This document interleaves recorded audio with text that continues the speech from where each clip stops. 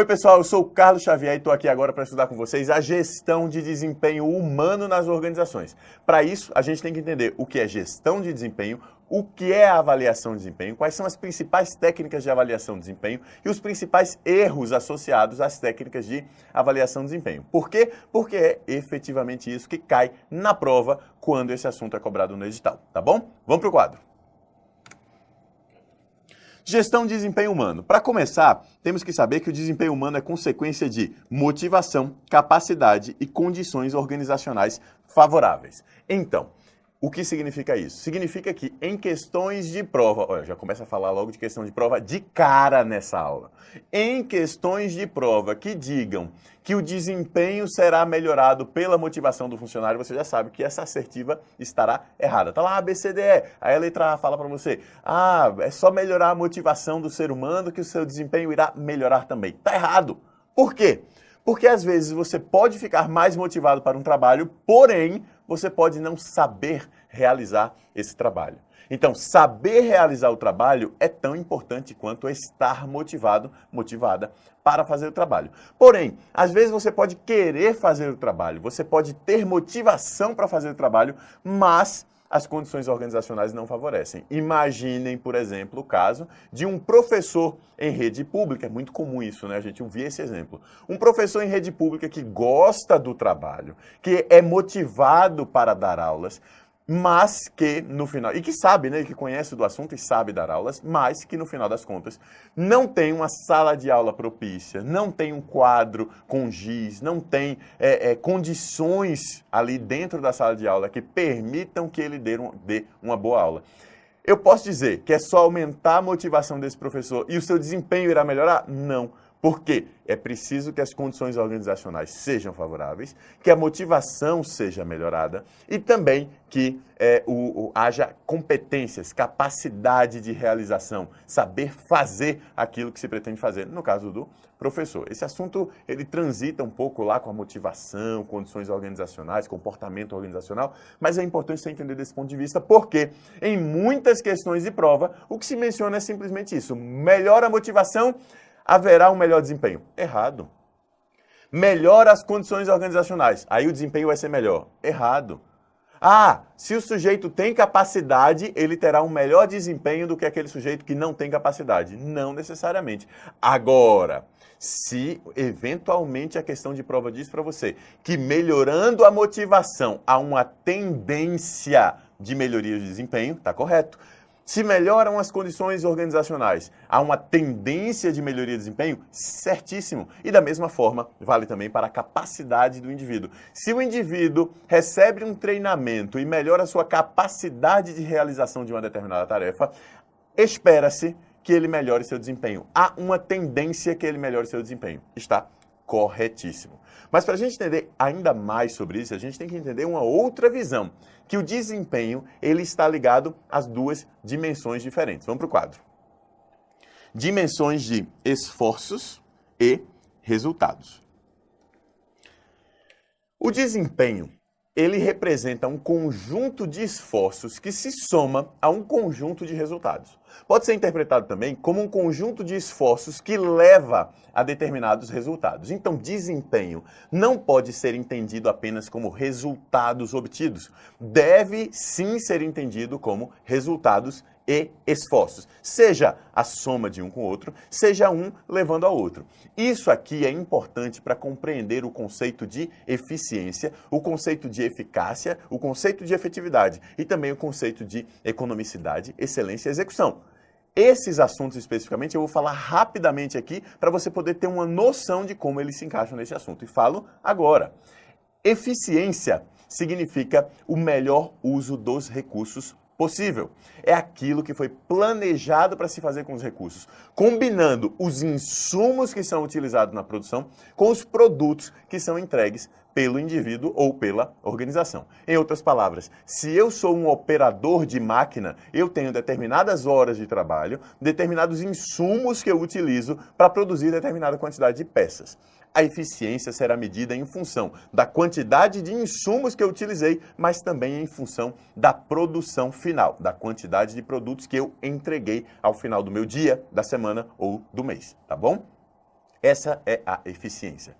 Uma definição interessante de eficiência que às vezes cai em provas e pega algumas pessoas é de que eficiência significa o mesmo que fazer as coisas como está nos manuais, nas regras, conforme foi previamente estabelecido, o que tem sido amplamente aceito como correto. Então aceita como correto também. Carlos, mas eu não concordo com isso. Aceita como correto. Marca na hora da prova como correto. Sabe por quê?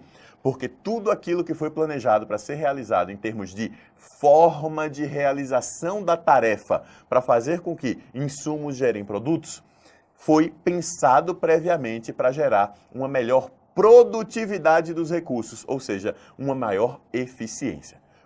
Acabei dando um gancho para produtividade. Produtividade é um conceito intimamente ligado à eficiência. A produtividade do recurso, ou seja, você usa de uma maneira mais produtiva o seu tempo, produtividade do seu tempo, gera uma maior eficiência do seu trabalho. Ó, as duas coisas são coladas. É a produtividade do recurso, a eficiência da tarefa do trabalho, tá bom? Enfim, falei de eficiência. Eficácia. Eficácia significa entregar aquilo que se propõe em termos de produto. Não está olhando para os recursos, está olhando apenas para os produtos entregues. Efetividade diz respeito aos impactos gerados no ambiente. É um conceito muito ligado à missão daquilo que está sendo realizado. Por isso, na mensuração de desempenho individual na organização, não é dos conceitos mais utilizados. É mais utilizado na mensuração de conceitos ou de desempenho organizacional do que individual. É bom você saber, mas é possível também pensar em impactos do trabalho de um indivíduo dentro da organização e para os seus clientes, não tem problema nenhum. Essas três dimensões, eficiência, eficácia e efetividade, fazem parte dos resultados. E a gente está mais acostumado a medir resultados do que qualquer coisa. Efetividade, ou melhor, desculpa, economicidade, excelência e execução são esforços organizacionais que também podem ser medidos e também pode ser medido em função do trabalhador. A economicidade é a busca de recursos mais baratos dado um determinado padrão de qualidade. A excelência é a conformidade a padrões pré-estabelecidos de qualidade em programas de excelência. E a execução é o acompanhamento de marcas de execução, como num cronograma, por exemplo, você tem pontos de verificação ao longo do tempo para garantir que as tarefas estão sendo executadas dentro daquele tempo previsto, tá bom? Essas três últimas que eu falei, excelência, economicidade e execução, parte dos esforços e eficiência, eficácia e efetividade, parte dos resultados, tá certo? Vimos então duas maneiras de analisar desempenho de forma geral. Uma que diz que o desempenho é motivação, capacidade e condições organizacionais favoráveis. Outra que diz que desempenho fala em esforços e resultados. Mas existe ainda uma terceira, na verdade existem várias outras que diferentes autores falam. Eu trago aqui aquelas mais relevantes para efeito de prova. Vamos para o quadro. É aquela que diz que o desempenho envolve o comportamento, a produtividade e o contexto, que na verdade termina sendo muito parecido com o que a gente falou anteriormente de motivação, capacidade e condições organizacionais favoráveis, né? Eu trago só essa linguagem diferente para você poder também ter em sua mente para não errar uma questão na hora da prova, ok? Vamos em frente para o quadro. O grande objetivo da gestão de desempenho é identificar aspectos que possibilitem um melhor desempenho da organização e de seus funcionários, aplicando os recursos na obtenção dos melhores resultados. Ou seja, o que a gestão de desempenho busca é o melhor desempenho. Por que eu reforço isso desde já? Porque daqui a pouquinho ainda nessa aula a gente vai ver a avaliação de desempenho humano, que é o principal assunto cobrado em provas, seja quando o edital fala em gestão de desempenho na área de RH, gestão de pessoas, ou mesmo avaliação de desempenho. A própria avaliação é o que é o mais cobrado. Porém, a avaliação é um instrumento da gestão de desempenho cujo propósito é conseguir melhores desempenhos das pessoas e da própria organização ao longo do tempo. Então, nunca entenda que a avaliação de desempenho, nem mesmo a gestão de desempenho, busca avaliar o que aconteceu para trás enquanto objetivo. A avaliação pode fazer isso enquanto instrumento para gerenciar o desempenho e conseguir desempenhos superiores a partir de agora, tá bom? Voltando para o quadro.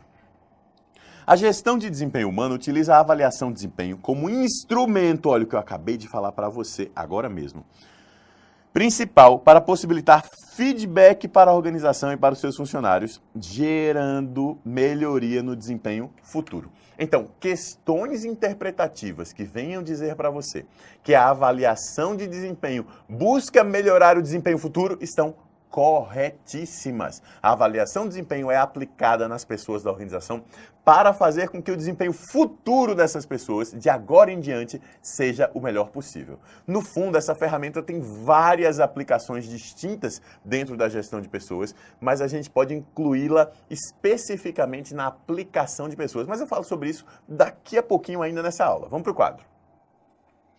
Alguns elementos importantes que devem ser considerados em relação à gestão de desempenho incluem a própria avaliação de desempenho, que eu acabei de falar para vocês, o feedback, que nada mais é do que a retroação de informações. Ou seja, a partir de uma avaliação de desempenho, o indivíduo fica sabendo se está trabalhando da forma correta ou não, se está conseguindo resultados dentro daquilo que a organização espera ou não. É para isso que serve a avaliação de desempenho, entre outras coisas, tá? Para dar feedback aos indivíduos e à organização sobre como os trabalhos estão sendo realizados e sobre o próprio desempenho do indivíduo na organização. Voltando para o quadro.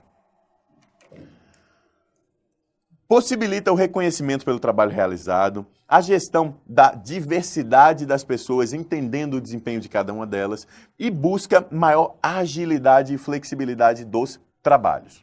Como eu ia dizendo para vocês, a avaliação de desempenho pode ser utilizada pelos diversos processos de gestão de pessoas. Lembra de gestão de pessoas? Tem drama da gestão de pessoas? Desenvolver, recompensar, agregar, monitorar, manter e aplicar pessoas na organização? Drama, com 2 M's, da gestão de pessoas, que são os processos de gestão de pessoas elencados pelo Hidalberto Chavenato e que são muito utilizados pelas diferentes bancas na hora de fazer questões de prova. Pois é, a ferramenta avaliação de desempenho, ela tem aplicações em todos os grupos de processos de gestão de pessoas, tá?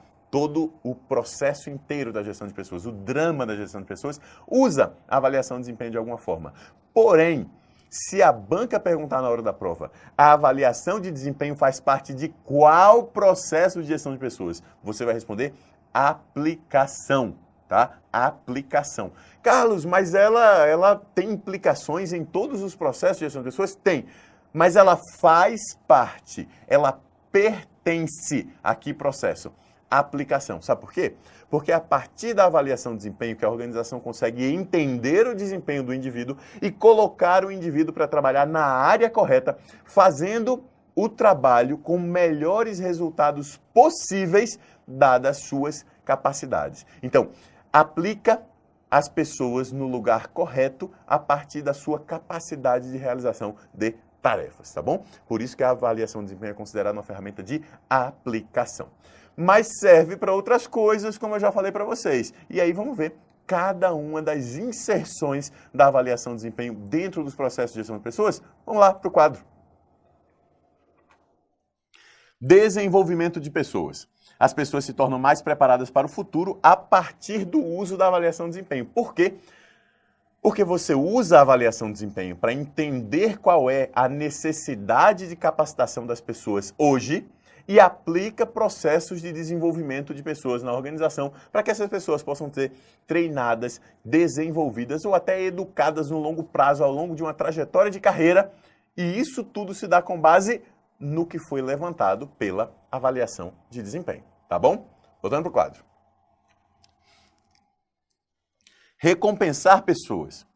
As organizações podem decidir sobre como adequar as recompensas salariais ao desempenho de cada um. Em outras palavras, a avaliação de desempenho levanta o desempenho de cada uma das pessoas e permite à organização o oferecimento de bônus, remunerações variáveis, enfim, qualquer tipo de ajuda ligada a um melhor desempenho. Aí você me diz, Carlos, então a avaliação de desempenho serve para olhar para trás daquilo que foi feito? Não. a recompensa das pessoas a partir do desempenho que elas tiveram no passado, nada mais é do que um reforço positivo que serve para essas pessoas continuarem tendo desempenhos positivos ao longo do futuro na organização. E serve também como exemplo para que as outras pessoas da organização, os demais funcionários que não chamaram atenção a princípio em relação ao seu desempenho positivo, possam se espelhar e melhorar o seu desempenho ao longo do tempo. Ok? Voltando para o quadro. Agregar pessoas na organização. Na agregação de pessoas para a organização, a avaliação de desempenho é a base para o levantamento de necessidades da organização em termos de competências que serão requeridas dos funcionários a serem recrutados e selecionados. Em outras palavras, a organização fez uma avaliação de desempenho, entendeu quais são as capacidades que existem nos funcionários hoje. Pode ter optado por fazer um programa de capacitação para esses funcionários. Por outro lado, ela reconheceu que algumas competências não estão presentes na organização hoje. E a forma mais rápida seria recrutar e selecionar pessoas que já possuem essas competências. Então, olha só, a avaliação de desempenho permite que a organização faça um diagnóstico sobre quais as competências que ela não possui e pode buscar no mercado através de um processo de recrutamento e seleção, agregação de pessoas nas organizações, tá bom? Voltando para o quadro. Monitorar pessoas. A base para o comportamento e desempenho do indivíduo, possibilitando a necessária interação para a discussão sobre os assuntos do trabalho. Afinal de contas, você faz uma avaliação de desempenho e a partir disso você acompanha o que é que as pessoas estão fazendo no dia a dia. Você consegue ter aplicação específica no processo de monitoramento do trabalho dos indivíduos na organização. Em frente para o quadro. Manter pessoas, manutenção de pessoas. A avaliação de desempenho possibilita, como consequência de suas várias aplicações, a manutenção do capital humano na organização. Ou seja, eu considero tudo isso aqui que a gente viu até agora e mais a aplicação e entendo que, fazendo tudo isso com base na avaliação de desempenho, eu consigo manter as pessoas por mais tempo na organização. E, finalmente, a aplicação das pessoas no trabalho, que é a essência da avaliação de desempenho. Com base na avaliação de desempenho e seus resultados, é possível verificar se as pessoas da organização encontram-se em cargos adequados às suas competências ou se poderiam ser aplicadas com maior eficácia em outros cargos da organização. Em outras palavras, é aquilo que eu já falei para você. A organização entende o desempenho dessa pessoa e diz assim, opa, esse sujeito é um analista administrativo, mas ele ficaria muito melhor trabalhando na área de análise financeira, ou análises legislativas, ou especialista em agronegócio, ou seja lá o que for. A organização, entende as competências dos funcionários a partir de processos de avaliação de desempenho e consegue, a partir disso, colocar o funcionário para trabalhar no cargo correto, onde ele gerará o melhor desempenho que ele pode gerar para a organização. Tá bom? Vamos em frente. As principais variáveis de influência na avaliação de desempenho incluem variáveis volitivas, que são aquelas relacionadas à vontade ou ao querer, e ao conhecimento, que é o saber do avaliador para realizar a avaliação de desempenho. A variável teleológica, os esforços são necessários para o cumprimento dos objetivos e metas dos indivíduos e da organização. E esse aqui é o cerne, a essência da avaliação de desempenho. A variável cognitiva, que é o nível de conhecimento necessário para a realização do trabalho. A variável tecnológica, que é o conjunto de ferramentas disponíveis para que o trabalho do indivíduo possa gerar resultados máximos desejados. E a variável compensatória, que é a recompensa que existirá para o indivíduo como consequência de uma avaliação de desempenho positivo no trabalho. Essas variáveis que eu coloquei para você agora aqui é apenas assunto a ser memorizado para efeito de provas. Não é algo que vive sendo cobrado, mas é algo que aparece aqui e ali e como é relativamente simples, lógico, é mais uma coisinha para você memorizar, mas é simples. Dá uma memorizada nisso aqui, porque às vezes chega na hora da prova e é uma questão simples que você pode acertar, tá bom? Voltando. As avaliações de desempenho podem ser feitas com base em diferentes fontes. Isso aqui responde à pergunta, quais são as fontes de avaliação de desempenho? Por quê? As pessoas podem ser avaliadas por diferentes origens podem ser avaliadas, por exemplo, pelo órgão de recursos humanos, um órgão distante, que é especializado, mas que no fundo não conhece o dia a dia das pessoas na organização. Tem uma certa dificuldade em avaliar o desempenho no dia a dia, mas possui técnicas específicas para fazê-lo. Tem-se aí uma fonte possível, mas que é longe do ideal nas organizações modernas, que são dinâmicas, ágeis, que precisam de flexibilidade e que precisam entender o funcionário, o seu comportamento, os seus esforços e resultados no dia a dia, tá? Outra possibilidade é que haja uma comissão de avaliação de desempenho e essa comissão pode ser composta por um conjunto de funcionários das mais diversas áreas da organização, compondo uma comissão que passa por toda a organização avaliando os funcionários. Ainda é uma forma de avaliação um tanto distante do dia a dia das pessoas. Termina fazendo com que haja até um grupo político, vamos chamar de político, né, que gera influências, que tem poder sobre todas as pessoas na organização dentro do processo de avaliação de desempenho. Não é o ideal, passa longe do ideal. Algo interessante é a possibilidade de autoavaliação, ou seja, o próprio funcionário faz a avaliação do próprio desempenho. Isso é interessante porque faz com que o funcionário tenha que fazer uma reflexão sobre o próprio desempenho. É como alguém virar para você e te perguntar: como está o seu desempenho nos estudos? E aí eu posso até fazer formulários para você avaliar, autoavaliar o seu desempenho nos estudos. Aí você vai colocar lá o número de horas que você está se dedicando. Você acha que está se dedicando muito mesmo? Os resultados que você está obtendo. E assim você faz a sua própria avaliação. Só que, no mundo organizacional, a gente sabe muito bem que se todas as avaliações fossem autoavaliações, haveria uma tendência a autoavaliações muito positivas por todos os funcionários. Eles não teriam muita clareza sobre o que está acontecendo em relação ao seu desempenho, porque não teriam feedback externo. É só você pensando sozinho sobre os esforços e resultados que você está obtendo dos seus esforços no trabalho. Então, a autoavaliação ela é boa, ela permite essa reflexão, mas ela gera uma dificuldade porque a pessoa não sabe como está o seu desempenho em relação às outras, não sabe também se ela está fazendo aquilo que precisa fazer para o sucesso organizacional. Essa é mais uma possibilidade. O mais comum, que a gente mais encontra por aí, é que as avaliações sejam feitas pelo superior imediato, o gerente. A avaliação feita pelo gerente é interessante porque o gerente sabe quais são as necessidades específicas da área que ele gerencia, conhece o funcionário de perto e sabe também quais foram as tarefas que foram efetivamente atribuídas a esse funcionário e os resultados que ele ofereceu em relação a essas tarefas. Porém, só a avaliação do gerente ainda fica muito unilateral. É possível fazer uma avaliação conjunta da autoavaliação com a avaliação do gerente, porque permite que se verifique em conjunto com o gerente se a autoavaliação foi ou não bem feita e, ao mesmo tempo, que se verifique se há discrepâncias, dissonâncias entre a forma que o indivíduo se vê e a forma que o gerente está vendo o seu desempenho. Mas essa é só mais uma possibilidade. Os colegas de trabalho, o grupo de trabalho também pode avaliar o indivíduo. Sabe por quê? Porque no dia a dia você interage muito com os seus colegas. E os seus colegas no trabalho deles muitas vezes dependem do trabalho que você está realizando. Então, nada mais justo do que os colegas também avaliarem uns aos outros. Tem-se a possibilidade de avaliação para cima, que é relativamente pouco utilizada nas organizações, mas é possível também. E existe em algumas organizações, tá?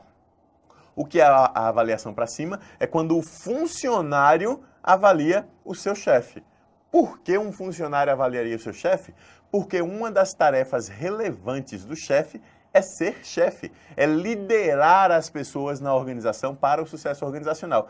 Quem sabe melhor se o chefe está sendo um bom chefe ou um mau chefe, quem é? São os funcionários ligados a ele diretamente. Bem, essas são várias fontes possíveis de feedback, de informações sobre o desempenho do funcionário. Um modelo que combina todas essas fontes e termina sendo o modelo mais cobrado em provas. É o modelo de avaliação 360 graus. Por que 360 graus? Porque a sua essência é entender que o funcionário, o indivíduo na organização, interage com diferentes pessoas e oferece produtos a diferentes clientes. O cliente dele, às vezes, é o seu chefe. O cliente, às vezes, é o seu subordinado. O cliente, às vezes, é um colega. O cliente, às vezes, é um cliente externo da organização, um parceiro organizacional. Com isso, a essência da fonte 360 graus é que todas aquelas pessoas, ou melhor, representantes de todos aqueles grupos que interagem com um determinado indivíduo na organização, devem oferecer feedback, devem oferecer informações sobre o desempenho do indivíduo para que ele entenda, do ponto de vista de todas as pessoas, como é que está o seu desempenho. Mas a avaliação 360 graus implica também a realização de uma autoavaliação. E é muito comum que essa autoavaliação dentro da avaliação 360 graus seja comparada com a avaliação que cada um dos membros, cada um dos outros grupos organizacionais fez. E aí você pode saber, por exemplo, quanto à qualidade do seu desempenho. Eu me autoavaliei dessa forma. O meu chefe me avaliou desta outra forma. Os meus colegas me avaliaram dessa outra forma. Os meus clientes se avaliaram dessa outra forma. E assim você tem, num gráfico, um conjunto de informações que permite não só você perceber como foi o seu desempenho, mas também perceber como você está se enxergando. Eu mesmo já passei por processo de avaliação 360 graus quando trabalhava em empresas e achei muito interessante o resultado, porque em alguns critérios as pessoas me avaliavam muito melhor do que eu mesmo me avaliava. E em um determinado critério, eu me avaliava melhor do que as pessoas me avaliavam, do que os terceiros olhavam para mim e viam o meu desempenho. É interessante porque força você ou a melhorar o seu desempenho, porque você naquele ponto achava que estava bom, mas não está. Ou reavaliar como você está comunicando aquele desempenho, porque às vezes as pessoas não estão entendendo o que você está fazendo. Enfim, permite uma grande reflexão do próprio funcionário sobre como melhorar o seu desempenho e permite uma compreensão da organização sobre o desempenho dos funcionários do ponto de vista 360 graus, ou seja, ao redor do funcionário em todas as direções, tá bom? Vamos em frente para o quadro. Os métodos de avaliação de desempenho tipicamente são divididos em métodos tradicionais e métodos modernos. Existem alguns autores que fazem outras divisões, existem autores que nem fazem divisões. A gente vai ver aqui da forma que normalmente cai em provas, que são os métodos tradicionais, os métodos modernos e depois outros métodos que não se encaixam nessa categorização original, tá bom? É a forma que mais cai em prova, é a forma importante para você estudar. Os métodos tradicionais, vamos ver no quadro quais são e depois eu vou falar de cada um deles para você. Vamos para o quadro. Os métodos tradicionais são as escalas gráficas, as listas de verificação, o método de escolha forçada, a pesquisa de campo, o método dos incidentes críticos e o método das frases descritivas. Esses são os 6 métodos tradicionais de avaliação de desempenho humano na organização. Vamos falar primeiro do método das escalas gráficas. O método das escalas gráficas consiste em uma tabela de dupla entrada com critérios e avaliações. O método das escalas gráficas é o método mais simples de todos. É o método que qualquer um de nós, sem nenhuma preparação específica, consegue preparar para uma avaliação. Quer ver um exemplo? Vamos para o quadro. A gente pode fazer uma avaliação da seguinte forma. O desempenho do funcionário medido quanto a pontualidade e assiduidade. Eu posso fazer uma avaliação em escalas gráficas bem simples, tá, pessoal? Fazer assim, ó. Isso aqui é uma avaliação em escala gráfica. Eu poderia tirar isso aqui e fazer uma escala gráfica simplesmente assim, ó. Linhas. E aí, nessa linha aqui, você marca um ponto. Aqui. Aqui. Essas duas possibilidades mostram, duas apenas ilustrativas, tá? Mostram que trata-se de um método simples de ser preparado, formulário simples de ser preenchido.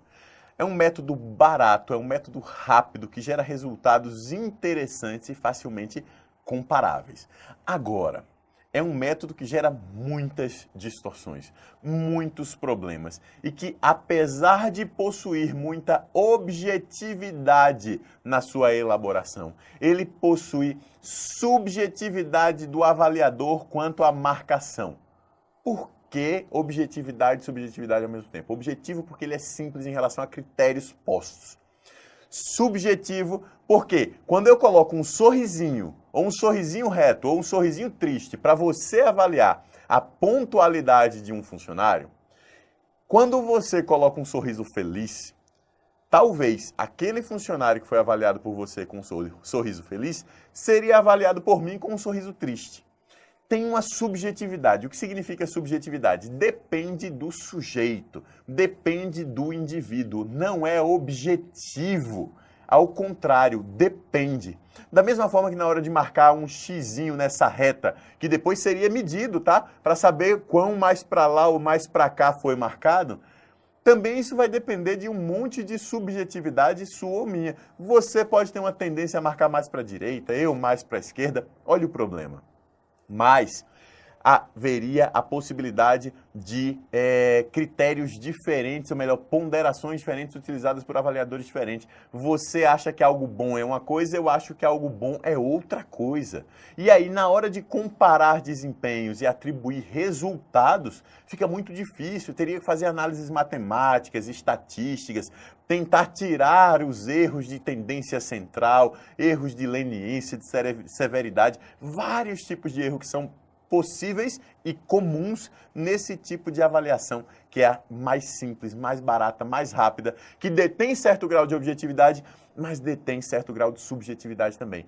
Eu queria reforçar essa história da objetividade e da subjetividade, porque há muitas questões de prova de vários anos, de várias bancas, que ora vão para um lado, ora vão para o outro. Às vezes a banca vai dizer para você: o método de avaliação de desempenho por escalas gráficas é um método de natureza objetiva, e outras vezes vai dizer de natureza subjetiva.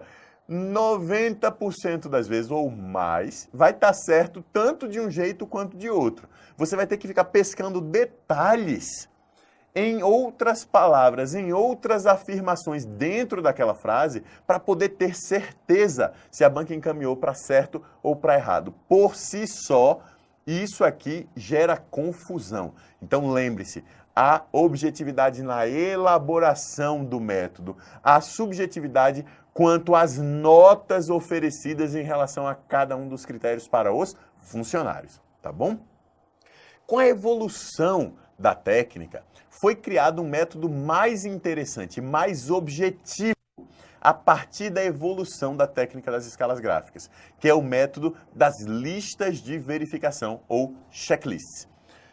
O método das listas de verificação, ele é bastante simples e ele é baseado na ferramenta da qualidade chamada lista de verificação. A ferramenta de lista de verificação, ela pode ser de dois tipos. Ela pode ser simples contagem, ou ela pode ser uma ferramenta de verificação e estatística. Ou seja, ou eu simplesmente verifico, cheque, cheque, cheque, cheque, ou eu conto para fins estatísticos, tá?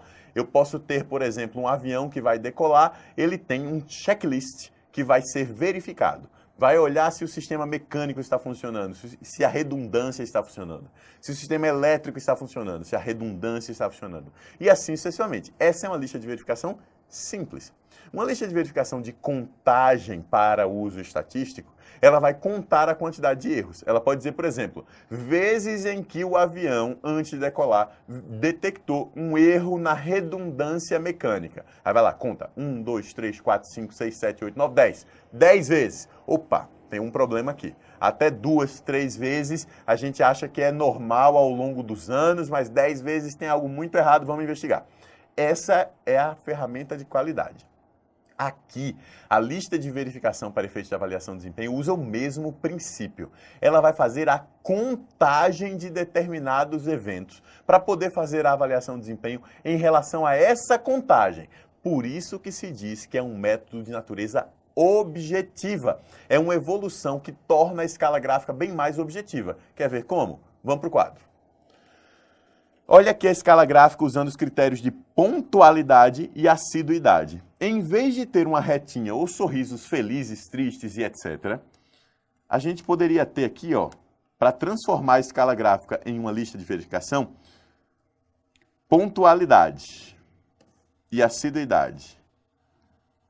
Aqui seria mais de 5 faltas, ou pontualidade é atraso, né? Mais de 5 atrasos, 4 a 5 atrasos, 3 ou 2 a 3 atrasos, 1 ou menos atrasos. E na assiduidade, mais de 5 faltas, de 4 a 5 faltas, de 2 a 3 faltas e 1 ou menos faltas. Aqui ficaria fácil marcar, né? Eu simplesmente conto quantas vezes o sujeito se atrasou. De 2 a 3. Quantas vezes o sujeito faltou?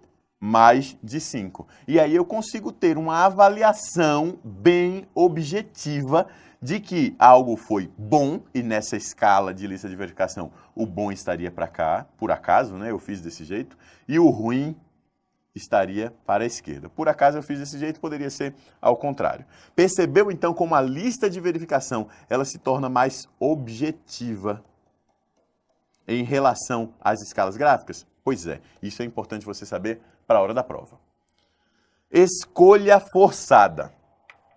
A escolha forçada é uma técnica completamente diferente dessas duas que a gente viu até agora.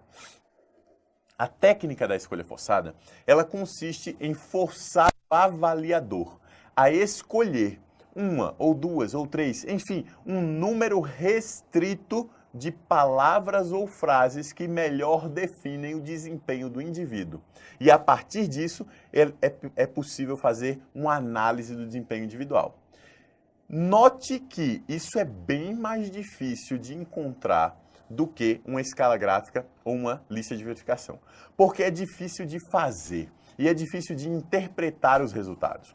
Portanto, o uso da técnica de escolha forçada implica o uso de especialistas em psicologia organizacional e avaliação de desempenho para prepararem o modelo de avaliação de desempenho com escolha forçada, para fazer um pré-teste da avaliação de desempenho com escolha forçada, para verificar, de acordo com a literatura, de acordo com a ciência, se está dando resultados conforme esperado ou não. Sabe por quê? Porque se você olhar uma técnica dessa, você não vai entender o que vai sair dela. Vou colocar no quadro um exemplo de como seria um formulário de avaliação de escala gráfica, ou melhor, de escala gráfica não, de escolha forçada, para que você possa entender bem. Vamos para o quadro.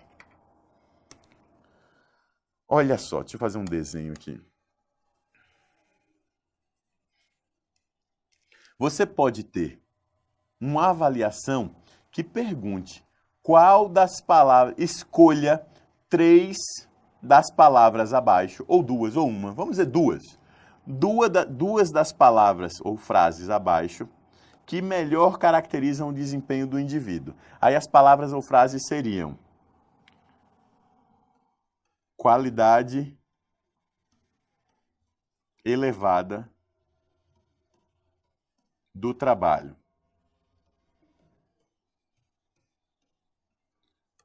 Profissional motivado.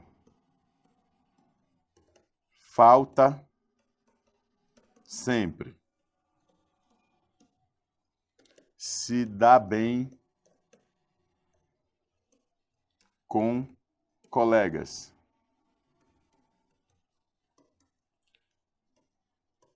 Bagunceiro. E etc. Olha só, eu tenho 1, 2, 3, 4, 5. Aqui eu tenho 5 opções. Mas aqui você teria que escolher entre o sujeito ser bagunceiro ou falta sempre, ou é motivado, ou a qualidade do trabalho é elevada, ou se dá bem com os colegas. Percebe que cada um desses pontos aqui está tratando de elementos diferentes. É a mesma coisa você perguntar a uma pessoa, você prefere comer, sei lá, comer pizza ou tomar Coca-Cola? É algo um tanto difícil. Você prefere comer pizza, tomar Coca-Cola, estudar para concurso, passear no parque ou viajar para o exterior? São coisas que não tem nada a ver uma coisa com a outra.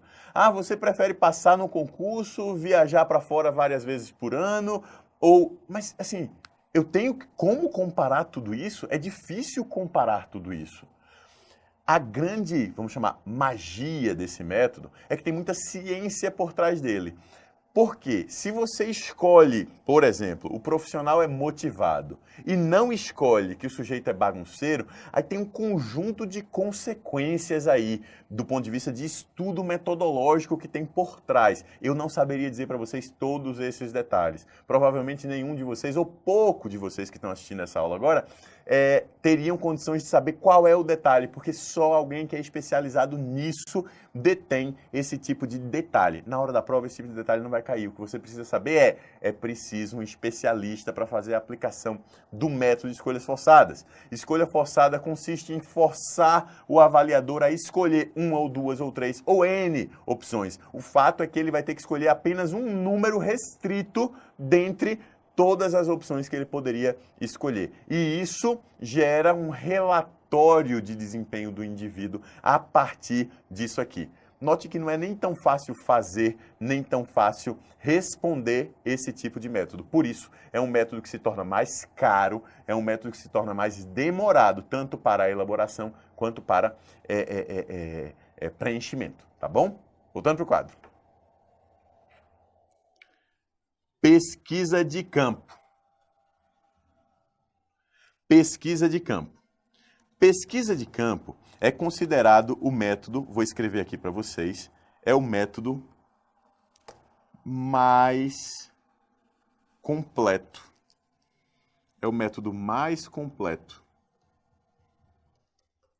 dentre os tradicionais. Como assim, Carlos, o mais completo dentre os tradicionais? E por que você está dizendo isso? Eu estou dizendo isso pelo seguinte, porque várias questões de prova cobram que você saiba apenas que ele é o mais completo dentre os tradicionais. Ponto. Agora, você tome muito cuidado, porque o método mais completo de todos, ou seja, se a banca simplesmente disser o método mais completo de avaliação de desempenho é a pesquisa de campo, está errado. Porque o método mais completo de todos é a avaliação 360 graus. Muito cuidado com isso, tá bom? Método mais completo dentre os tradicionais, pesquisa de campo. Método mais completo de todos, avaliação 360 graus, ok? E em que consiste o método de pesquisa de campo? Consiste no uso do princípio da gestão de pessoas, de que gestão de pessoas é uma responsabilidade de linha e uma função de staff. Como é que isso vai ser aplicável dentro da avaliação de desempenho? Vai da seguinte forma, você vai ter um departamento de gestão de pessoas que vai fornecer um especialista. Na verdade, não é bem o departamento de gestão de pessoas, é a área de gestão de pessoas, que pode ser um especialista interno ou externo em avaliação de desempenho, que vai entrevistar o gerente a respeito do desempenho dos seus funcionários. Para avaliar quem? Para avaliar o gerente ou para avaliar o funcionário? Para avaliar o funcionário. E por que o especialista vai entrevistar o gerente a respeito do desempenho dos funcionários? Porque assim, ele vai extrair do gerente quais são as informações relevantes sobre o desempenho do funcionário, mas vai ao mesmo tempo possibilitar que erros sejam evitados. Por quê? Porque o gerente não é um especialista em avaliação de desempenho. O especialista é especialista, mas não conhece o desempenho das pessoas. Então, usa a especialidade da função com a responsabilidade de linha em conjunto para fazer a avaliação dos funcionários, tá bom? Percebeu, então, que o método de pesquisa de campo está muito mais ligado ao fato de que um especialista vai se ligar a um gerente, vai entrevistar esse gerente para fazer uma avaliação do que a um formulário propriamente dito? O formulário propriamente dito, a forma técnica específica feita para isso é menos importante aqui dentro da avaliação por pesquisa de campo, tá bom? Voltando para o quadro. Método dos incidentes críticos. O método dos incidentes críticos é uma técnica de qualidade que é aplicada dentro da avaliação de desempenho dos indivíduos para entender quais são os desempenhos críticos, os incidentes críticos dos indivíduos ao longo do tempo de avaliação. O que significa incidente crítico? São aqueles incidentes memoráveis. O pressuposto é que o verdadeiro desempenho individual será movido por eventos marcantemente positivos e eventos marcantemente negativos. Tanto os eventos marcantemente positivos quanto os eventos marcantemente negativos irão gerar o verdadeiro desempenho do funcionário. O resto é dia a dia, que fica perdido ali, que significa muito pouco. Um exemplo de avaliação por incidentes críticos envolveria um gerente se lembrar, ao longo do período avaliativo, quais foram os principais desempenhos positivos do funcionário e quais foram os principais momentos em que ele teve um desempenho negativo. Para isso, ele pode fazer de duas formas. Ou ao final da avaliação ele relembra tudo o que aconteceu, ou ele, ao longo do tempo, cria um caderninho para ir anotando no caderninho os elementos positivos do desempenho, os elementos mais negativamente marcantes ao longo do tempo. Bem, manter um caderninho é excessivamente problemático, né? Porque no final das contas as pessoas vão se sentir negativamente observadas, ter seus desempenhos registrados ao longo do tempo de uma forma ruim, isso não é bom.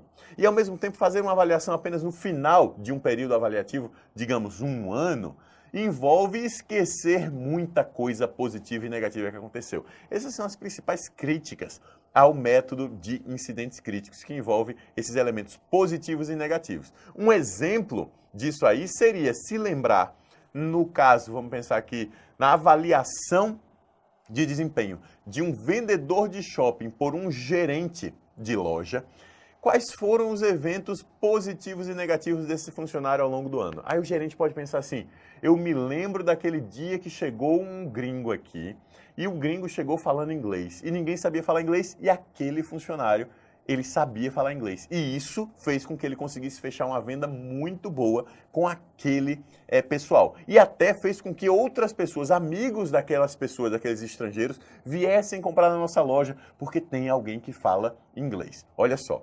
Isso marcou o desempenho positivo do funcionário ao longo do ano.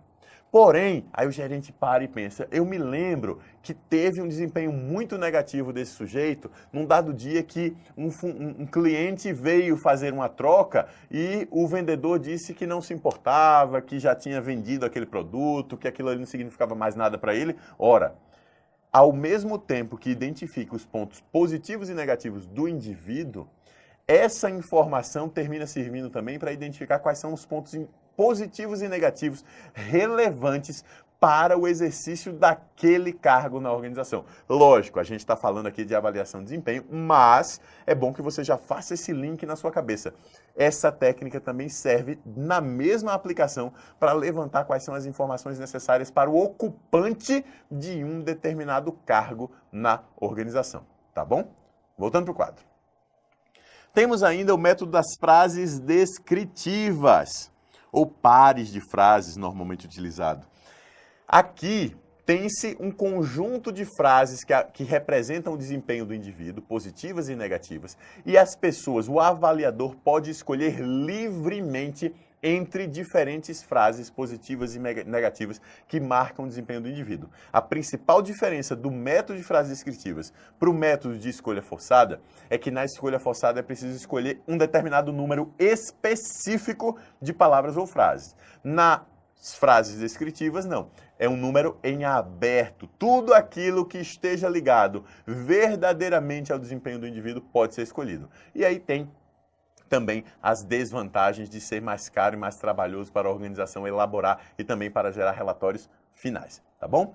Vamos para o quadro agora ver os métodos modernos de avaliação de desempenho. Para o quadro. Os métodos modernos de avaliação de desempenho envolvem a avaliação participativa por objetivos e a avaliação 360 graus. A avaliação participativa por objetivos, APPO, está ligado ao movimento da APO, Administração por Objetivos, que derivou para a Administração Participativa por Objetivos, da era neoclássica, capitaneado por Peter Drucker. Qual é a ideia básica disso aqui? É que a organização, o contexto organizacional saía de uma era clássica para a era neoclássica, fazendo com que o foco deixasse de ser eficiência e passasse a ser a eficácia. Quando o foco passa a ser a eficácia, o importante é enfocar os objetivos que a organização tem, assim como os objetivos que cada indivíduo deve ter na realização das suas tarefas. O foco deixa de ser fazer da melhor forma possível. O foco passa a ser fazer aquilo que precisa ser feito, gerar os resultados que precisam ser atingidos, tá? Olha a mudança de foco. Isso não quer dizer que a eficiência deixe de ser importante, não. Simplesmente que ela deixa de ser o foco. O foco passa a ser o objetivo. Só que, como é que a organização vai fazer uma administração por objetivos? É preciso que ela estabeleça quais são os objetivos da própria organização dentro de um processo de planejamento estratégico. A partir do plano estratégico, vão ser desenhados planos táticos e planos operacionais. E a partir disso, vão ser desenhados também os objetivos específicos que cada pessoa precisa atingir na organização para que a organização como um todo atinja os seus próprios objetivos. Aí você pode parar e pensar nesse momento. Então, Carlos, trata-se de um processo completamente de cima para baixo, não é? Não, não é. O que eu te digo é o seguinte: apesar da administração por objetivos prever o estabelecimento dos objetivos gerais de cima para baixo, na hora que chega no indivíduo, os indivíduos precisam concordar com os objetivos. Se os indivíduos não concordam com os objetivos, eles não se comprometem e eles não ficam motivados para a obtenção do desempenho necessário para o sucesso daquelas tarefas e, como consequência, o sucesso organizacional. Então, a administração por objetivos precisa ser participativa. Então, a avaliação dos objetivos dos indivíduos fixados dentro da administração por objetivos também precisa ser participativa. Isso significa o quê? Que os objetivos precisam ser negociados entre o gerente e o funcionário.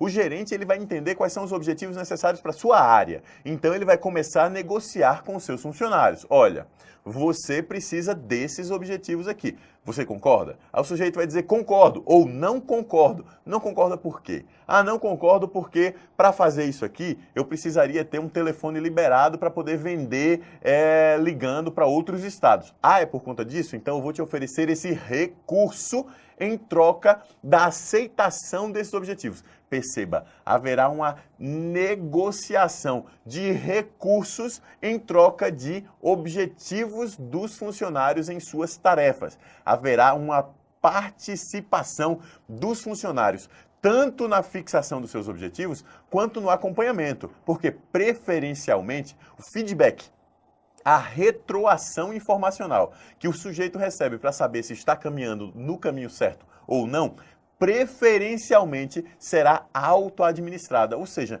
em vez do indivíduo precisar ficar esperando que o seu chefe diga a ele ou a ela se está indo no caminho certo ou não, se a meta está sendo atingida ou não, aquilo deve ficar claro para ele de forma automática, em sistema de preferência, que o próprio funcionário possa consultar e ver, estou indo no caminho certo, vou atingir meus objetivos ou não vou atingir meus objetivos. E por fim,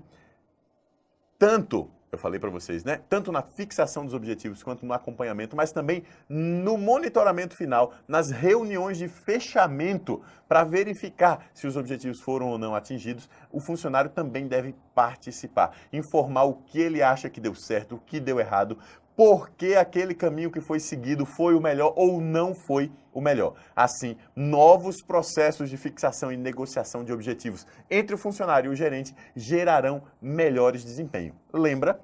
A avaliação de desempenho como parte da gestão de desempenho tem como objetivo gerar melhor desempenho futuro e não simplesmente olhar para trás para dizer se algo foi bom ou ruim. Ela até olha para trás, mas como instrumento de um gerenciamento para um melhor desempenho de hoje em diante.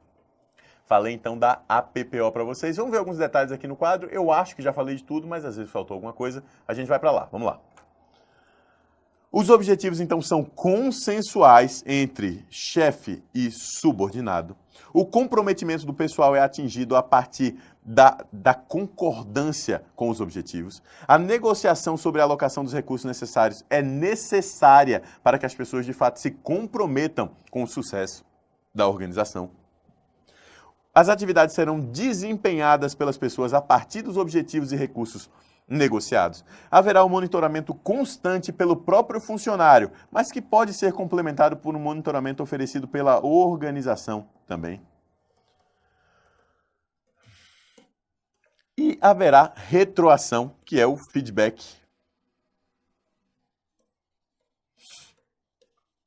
E avaliação conjunta ao longo do ciclo e também ao seu final. Pois, o outro método de avaliação de desempenho moderno é o método da avaliação 360 graus, que é o método mais completo de todos. A avaliação 360 graus, também conhecido por outros nomes, tá? Destaco para vocês a avaliação em rede. Porque eu já vi em prova, já vi gente olhando questão de prova, diz assim, avaliação em rede, e a pessoa diz, eu não vi esse método, Carlos. É um outro nome que um outro autor conseguiu inventar para avaliação 360 graus. Por que avaliação em rede? Porque a essência da avaliação 360 graus, como eu já falei para você nessa mesma aula, é buscar feedbacks, fontes de retroação das mais diversas origens na organização. Das mais diversas origens. O funcionário vai se autoavaliar, o chefe vai fazer uma avaliação, seus subordinados, seus colegas, seus parceiros externos, pessoas de outras áreas da organização, enfim, haverá avaliação vinda de diferentes origens, das mais diversas. Essa é a essência da avaliação 360 graus. E as questões de prova que caem sobre isso cobram exatamente essa essência. É um método mais moderno, é um método que normalmente é utilizado em conjunto com a gestão por competências nas organizações, tá bom? Mas são só esses os métodos que existem para avaliação de desempenho? Negativo. Existem outros métodos também que a gente vai ver agora no quadro. Fala-se ainda em outros métodos de avaliação, tais como método comparativo, comparações forçadas, comparando uma pessoa com outra no mesmo grupo. Isso aqui consiste basicamente em pegar um grupo de pessoas e pegar pares de pessoas e fazer comparação aos pares do desempenho de cada uma dessas pessoas. É uma confusão, é trabalhoso, não é claro quanto a critérios, enfim, é relativamente problemático. Eu diria para vocês, a essência do que é importante desses métodos é isso que está no quadro. Detalhezinhos adicionais estarão lá no PDF. Vamos voltar aqui para o quadro. Padrões de trabalho. É uma variação do método anterior focado nas metas de trabalho e desempenho a serem alcançadas. Em outras palavras, em vez de fazer a comparação aos pares entre o indivíduo 1 e o indivíduo 2, o que vai ser feito é o seguinte, se estabelece um padrão de trabalho. É como se você parasse tudo e dissesse assim, o indivíduo ideal trabalharia fazendo isso, assim, assim, assim, assim, assim. Esse é o indivíduo ideal. A partir disso, você vai comparar esse indivíduo ideal com todos os outros indivíduos na organização, fazendo sempre comparações aos pares, tá bom? Voltando para o quadro. Observação direta, que é a simples observação do desempenho das pessoas diretamente pelo avaliador. Traz o problema da subjetividade e interpretação que cada pessoa vai ter de forma distinta. Uma avaliação por escrito, através de relatórios escritos em formato aberto.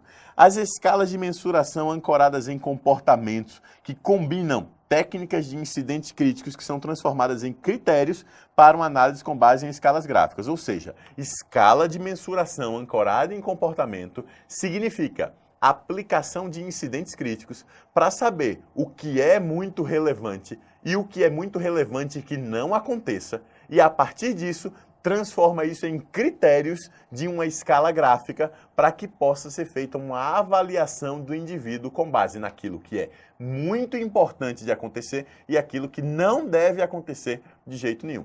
Então, escalas de mensuração ancoradas em comportamento é combinação de escala gráfica com incidentes críticos. É isso que você precisa memorizar. Pro quadro. E o Balanced Scorecard, que é uma ferramenta de gestão estratégica que, baseada em indicadores e metas, permite a avaliação do indivíduo. Falo brevemente agora sobre o Balanced Scorecard, rapidamente, não vou entrar em detalhes. Essa é uma ferramenta de gestão estratégica que permite o planejamento da ação organizacional, atribuindo para cada área da organização, para a organização como um todo e para cada pessoa da organização, objetivos específicos, ações a serem realizadas, indicadores para monitoramento, e a partir disso é possível acompanhar o desempenho de cada pessoa. Assim, essa ferramenta que é de gestão estratégica termina servindo para o acompanhamento do desempenho dos indivíduos na organização.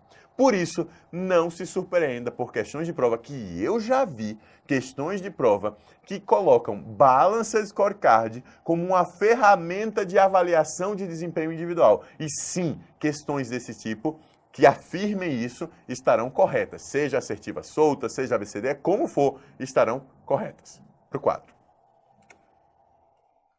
Vejamos agora os principais erros na avaliação de desempenho dos indivíduos na organização. Os principais erros envolvem o efeito halo, que é o efeito generalização. Esse efeito halo é o que mais cai em prova de todos esses erros aqui e, ao mesmo tempo, é o que mais gera confusão na cabeça das pessoas, apesar de, pelo menos na minha opinião, ser um erro relativamente simples de se compreender. É o erro de generalização de determinadas opiniões. Em outras palavras, na hora de fazer a avaliação de alguém, imagina que você entra num banco. Vou citar um exemplo para ficar mais claro. Você entra num banco e vai fazer a avaliação mental, na sua cabeça, do atendimento que você está recebendo. Às vezes, você entrou no banco, já não estava com o humor muito bom. A fila estava grande e o calor estava grande porque o ar-condicionado estava quebrado. A partir daí, você vai julgar todos os aspectos do atendimento como sendo negativos. Você vai dizer que o gerente não foi profissional. Você vai dizer que o atendimento foi péssimo. Você vai dizer que resolveram suas coisas, mas resolveram muito tardiamente. Você vai encontrar problema para todo lado. Por quê? Porque você já não estava com um bom humor. Combinou isso com a fila longa. Combinou isso com o calor, porque o ar-condicionado estava quebrado. Então, se você fosse ter critérios mais objetivos de avaliação, você diria: o tempo de espera, muito ruim. O ambiente físico, muito ruim porque estava calor. Ah, mas o atendimento da pessoa que me atendeu, muito positivo. Resolução do problema que eu apresentei, muito positiva. Só que na hora que combinou tudo, você generalizou. Você teve uma impressão negativa inicial e generalizou. Esse é um erro muito, mas muito comum. Na verdade, esse é um erro de avaliação comum que nós cometemos no nosso dia a dia em relação a tudo. Nós fazemos generalizações sobre as coisas e, por isso, erramos. Você pode bater o olho em alguém, ver uma determinada característica que você gosta e você diz: essa pessoa é uma pessoa legal, gente boa, adorei conhecer essa pessoa. Ou o contrário, detestei conhecer essa pessoa, uma pessoa chata. Mas às vezes foi só uma característica que você viu E na sua avaliação, na sua percepção, você resolveu generalizar essa característica para todas as outras, fazendo, portanto, uma avaliação geral, positiva ou negativa, quando na verdade você deveria usar diferentes critérios para avaliar a pessoa, o desempenho, no caso do indivíduo, seja você como cliente ou seja você como chefe que está fazendo a avaliação, tá bom? Evitar o efeito halo significa evitar generalizações, ok? Vamos para o quadro. Erro de tendência central. Eu coloco esses dois juntos porque é extremamente comum que as pessoas confundam efeito halo e erro de tendência central. E eu, sinceramente, tenho dificuldade de entender como é que as pessoas fazem essa confusão. Porque, ao meu ver, são coisas completamente distintas.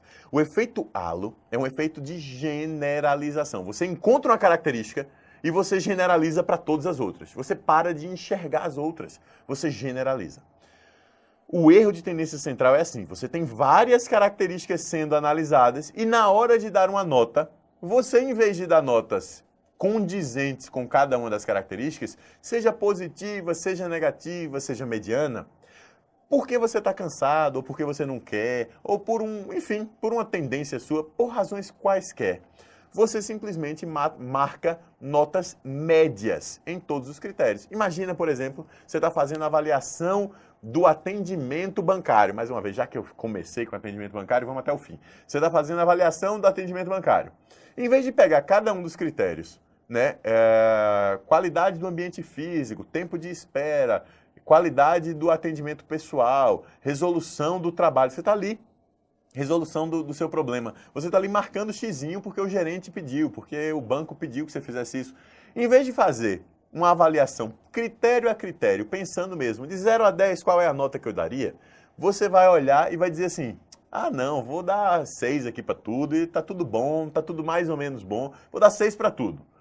Você escolheu uma nota mais ou menos no meio, e saiu marcando tudo mais ou menos no meio. Por quê? Porque não quer, porque está com preguiça, porque não se importa muito, enfim, razões várias. Mas o fato é, você teve uma tendência de marcar notas mais próximas ao meio para não se comprometer nem muito com um lado, porque nem está muito bom, nem com o outro, porque também não está muito ruim. Entendeu agora?